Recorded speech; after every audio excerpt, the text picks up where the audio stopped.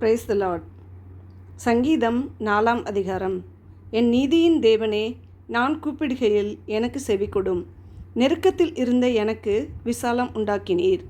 எனக்கு இறங்கி என் விண்ணப்பத்தை கேட்டருளும். மனுபுத்திரரே, எதுவரைக்கும் என் மகிமையை அவமானப்படுத்தி வீணானதை விரும்பி பொய்யை நாடுவீர்கள்? பக்தி உள்ளவனை கர்த்தர் நமக்காக தெரிந்து கொண்டார் என்று அறியுங்கள். நான் கர்த்தரை நோக்கி கூப்பிடுகையில் அவர் கேட்பார். நீங்கள் கோபம் கொண்டாலும் பாவம் செய்யாதிருங்கள். உங்கள் படுக்கையில் உங்கள் இருதயத்தில் பேசிக்கொண்டு அமர்ந்திருங்கள். நீதியின் பலிகளை செலுத்தி கர்த்தர் மேல் நம்பிக்கையாய் இருங்கள். எங்களுக்கு நன்மை காண்பிப்பவன் யார் என்று சொல்லுகிறவர்கள் அநேகர். கர்த்தாவே, உம்முடைய முகத்தின் ஒளியை எங்கள் மேல் பிரகாசிக்க பண்ணும். அவர்களுக்கு தானியமும் திராட்சரசமும் பெருகியிருக்கிற காலத்தின் சந்தோஷத்தை பார்க்கிலும் அதிக சந்தோஷத்தை என் இருதயத்தில் தந்தீர். சமாதானத்தோടെ படுத்துக்கொண்டு நித்திரை செய்வேன். கர்த்தாவே, நீர் ஒருவரே என்னை சுகமாய் தங்க பண்ணுகிறீர். இந்த வசனத்திலிருந்து நம்ம என்ன தெரிஞ்சுக்கிறோன்னா, நீதியுள்ள தேவனை நம்ம கூப்பிடும்போது நமக்கு செவி கொடுப்பாரு. நெருக்கத்திலிருந்து நம்மளை விடுவிக்கிறாரு. ஆண்டவர் நம்மளை பார்த்து என்ன கேட்குறாருன்னா, மனிதர்களே, எது வரைக்கும் என் மகிமையை அவமானப்படுத்தி வீணானதையும் பொய்யானதையும் தேடி போவீங்க? பக்தி உள்ளவர்களை ஆண்டவர் தெரிந்தெடுத்திருக்கிறார். அவர் பிள்ளைகள் அவரை நோக்கி கூப்பிடும்போது அவங்களுக்காக அவர் பதில் தருவார். நமக்கு கோபமே வந்தாலும் நம்ம என்ன பண்ணக்கூடாது, பாவம் செய்யக்கூடாதுன்னு நமக்கு சொல்கிறாரு.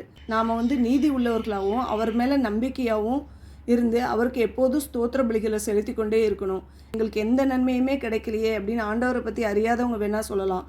ஆனால் நம்ம ஆண்டவரை பற்றி நம்ம தெரிஞ்சவங்க, நம்ம அந்த மாதிரிலாம் எந்த ஒரு சூழ்நிலையிலும் நமக்கு யாருமே இல்லை, நமக்கு எதுவுமே செய்யலை, நமக்கு ஆண்டவர் நம்மளை கைவிட்டுட்டாரு அப்படின்லாம் நம்ம நினைக்கவே கூடாது.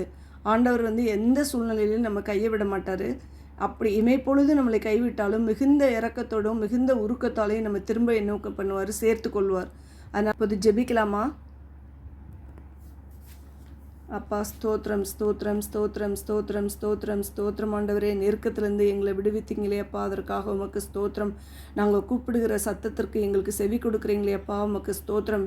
வீணானதையும் மாயையான காரியத்தையும் நாங்கள் தேடி போகாதபடிக்கு உங்கள் மகிமையை தேட எங்களுக்கு கிருபை செய்திருக்கீங்களப்பா, அதற்காக உமக்கு ஸ்தோத்திரம். ஆண்டவரே, நாங்கள் யாரையும் நம்பாதபடிக்கு உங்களை மட்டுமே நம்பி உங்கள் பாதத்தில் உட்கார எங்களுக்கு வைத்த கிருபைக்காக உமக்கு ஸ்தோத்திரம். எங்களுக்கு நன்மையை தருபவரே எங்களுக்கு ஸ்தோத்திரம். எங்களை நடத்தினவரே, இனியும் எங்களை நடத்துவீரப்பா, உமக்கு ஸ்தோத்திரம். உங்கள் முகத்தை எங்கள் மீது பிரகாசிக்க செய்கிற தயவிற்காக உமக்கு ஸ்தோத்திரம்.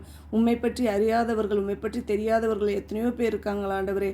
அவங்க எல்லாருக்கும் நீர் உண்மையுள்ள ஜீவனுள்ள தேவன் என்பதை காண்பீங்கப்பா, உமக்கு ஸ்தோத்திரம். ஆண்டவரே, உம்மை தேடுகிறவர்களுக்கு ஒரு நன்மையும் குறைவுபடாதுன்னு சொல்லியிருக்கீங்களே ஆண்டவரே. அதுபோல் உம்மை தேடுகிற எங்களுக்கு எப்போதும் ஒரு நன்மையும் குறைவுபடாதபடிக்கு நீர் பாதுகாத்து பொறுப்பெடுத்துக் கொள்கிறீங்கப்பா, அதற்காக உமக்கு ஸ்தோத்திரம். ஆண்டவரே, உமக்கு ஸ்தோத்திரம் ஸ்தோத்திரம் அப்பா. அப்பா, எங்களுடைய ஜெபத்தை இப்போது நீர் கேட்டு ஆமென்றும் ஆமேன் என்றும் பதில் கொடுத்தீங்களே, அதற்காக உமக்கு நன்றி ஆண்டவரே, நன்றி ஆண்டவரே, நன்றி அப்பா, நன்றி அப்பா, நன்றி அப்பா. இயேசு கிறிஸ்துவின் மூலம் ஜெபிக்கிறோம் ஜீவனில் நல்ல பிதாவே, ஆமேன். அல்லேலூயா, அல்லேலூயா, அல்லேலூயா.